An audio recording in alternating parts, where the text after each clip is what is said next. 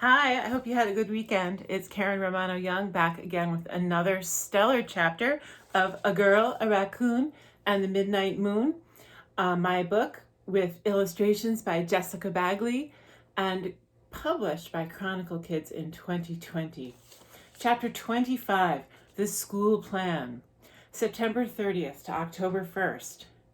On Saturday afternoon, Pearl wanted to work on her story, but got distracted imagining Khadijah and Elsa and Millie responding to the performance.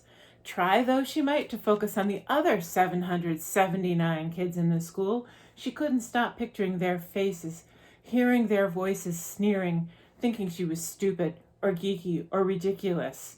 She couldn't get those girls out of her head no matter how much she said to herself, "Just do it, just do it, just do it." Suddenly she thought, why do they matter so much? She had Francine and she was a friend, wasn't she?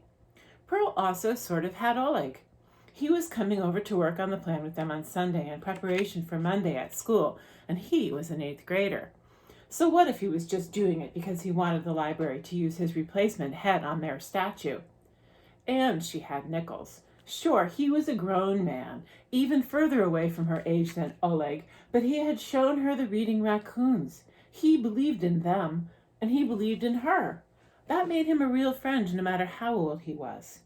And then there was Marianne. Pearl really did have a friend who was a raccoon named Marianne, and that was enough to ease her nervousness about her story and the performance. Pearl slipped down the basement steps and woke up Marianne for the second time that week. "Nocturnal," wrote Marianne.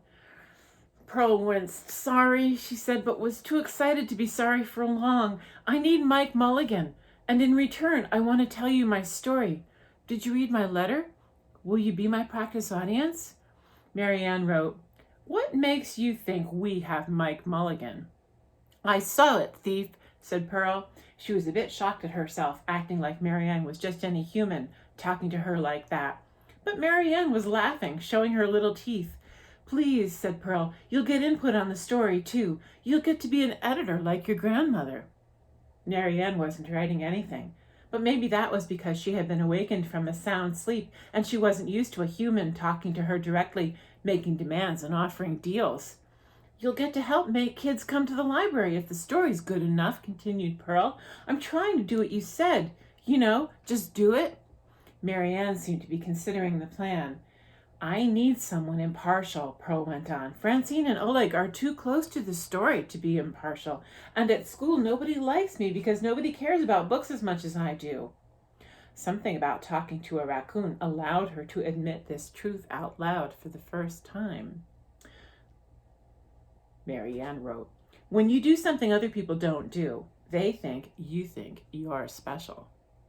"Is it my fault I've read more books than any other 5th grader in the whole city?" "Listen to yourself." Just then there was a moaning sound and a bigger raccoon loomed out of the gloom. Finally! Wait until Pearl told Mom she had actually met Matilda, the daughter of Mrs. Malamar. Pearl stared as the older raccoon leaned closer to her daughter and whispered, "Ack, ack, acking." Then she heaved a sigh, "Whew," like Mom sometimes in the middle of the night, and went off, back to bed presumably. Pearl whispered, "What did your mother just say?" "She said to take the editing job." "Yes," said Pearl. "When do we start?" "Today," said Pearl. "I'm going back to sleep." "It'll be here when you wake up." A sidebar about editors. An editor's job is to stop you from drowning in fear that your own writing is terrible. Yes, the editor is supposed to stop you from messing up, but he or she is also responsible for pushing you in the right direction. Sometimes it's simple enough to just praise the writer for the good parts. Other times, time is simply up, and the story has to be finished. That's when things just have to be the best you can make them. And then it's time to get up and tell the story. See, a good editor makes a writer feel like he or she has wings and will not crash. The morning I sent Pearl to school to tell her story, even though it wasn't exactly finished and perfect, even though it was full of holes and gaps and pitfalls, was like that. By M.A.M. Pearl worked on her story until closing, and well after Mom and Bruce had locked the front door, and while they sat hunched over the circulation numbers. She typed on Ramon's computer until she didn't know what more to write.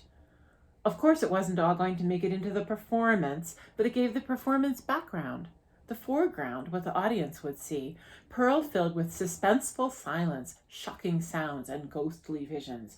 For herself, she wrote the background, the back and forth between her and Oleg, punctuated by bizarre moves from Francine. And then she sneaked down the basement stairs and left it on the bottom step for Marianne.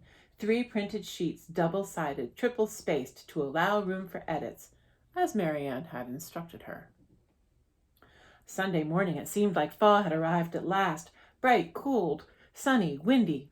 Pearl put on jeans and socks and the cool second-hand clogs Mom had bought her at Housing Works the week before. She clopped as she and Mom walked to the library, then took the clogs off in the back hall and went down the basement stairs in her sock feet. There was her story manuscript, folded in half the long way on the second stair from the top. Ecstatic, Pearl snatched it and ran up the stairs 2 at a time, put her clogs back on, and took a couple experimental skipping steps across the foyer toward her nook. "Don't tell me you're taking up tap dance," said Mom. Pearl snorted and settled down behind the atlas. Her papers were now covered with notes and crossouts and arrows from Marianne. Pearl worked on the story all morning, scrawling changes, adding ominous asides, posing questions that she'd let her audience answer in their own imaginations, and getting rid of boring stuff that led nowhere. At noon, Pearl went up to the nonfiction stacks in the children's room, peering at the photographs and other illustrations in biographies of real people who had fought the way things were. Civil rights fighters in the South, girls and women in other countries fighting laws that kept them from going to school, LGBTQ people right here in New York City. She studied the signs people held and the slogans on the signs and the names of the groups that were marching. There was a loud, emotional sigh. And Pearl looked up to see Alice looking grouchy, her hand on her stomach. Then she came and lay right down in the aisle and groaned. Pearl was greatly alarmed. "Are you all right?" Alice just laughed. "I'm 7 months pregnant," she said. "I feel like a cow swimming through rice." Pearl looked at the mountain that was Alice lying there. She patted Alice's hand and said, "Want me to read to you?" She read a line from one of the open books. "You must be the change you want to see in the world." Alice said, "Free spa treatments and chocolate for all pregnant women. That's the change I want to see." Chocolate made Pearl think of Halloween, and costumes made her think of a parade Alice had always wanted to have. "What's your idea for that children's book costume parade?" she asked. "We could add that to Halloween, too." Alice groaned some more. "Who's going to organize that mess?" she asked. "Not me." "Think of some good costumes," said Pearl. "That's all you need to do." "Easy peasy," said Alice. "The playing card gardeners from Alice in Wonderland.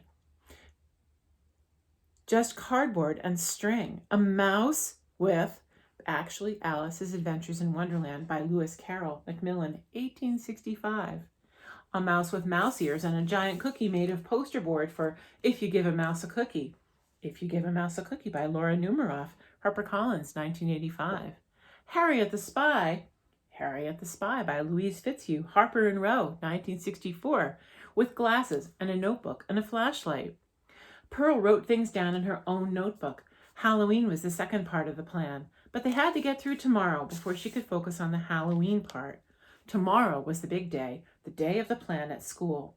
They had their last rehearsal that afternoon, the whole team nervous. Francine had come early, and Pearl got worried Oleg would blow them off, so she made Francine walk over to Clancy Street to get him. She felt somehow that he was the key to convincing people at their school to see her differently. Maybe it was because he was a boy, or because his grades weren't that good but he still liked the library, or because he was athletic and strong. Whatever it was, his allegiance would make Pearl look different to the kids at school. The moment Pearl heard Oleg's footsteps pounding up the steps and saw the smile he had for everyone, including her, she felt herself smiling back. And for the rest of the day, it was almost like she really did have charisma. Their act went off well every time they ran it through. It was only later that the jitters returned. Would well be good enough? That evening, after their practice, Pearl climbed into bed with her manuscript, fighting a nauseated feeling in her stomach at the thought of executing the plan. Well, the fact was, time was up. Whenever she had now was what they'd go with tomorrow. Again, she saw Elsa's eyes and Millie's, but then she thought, at least it won't be just me they'll be looking at. There were 3 of them. And looking down at her manuscript with Mary Ann's edits written on it, she thought, no, 4. She read the story over and over until she knew it backward and frontward by heart. Then she turned off the light. For a while, she tried to keep her fingers crossed, to put a good luck spell on herself for the morning. But falling asleep, she knew her fingers would come uncrossed, and there was nothing she could do about it. Thank you for listening. See you tomorrow.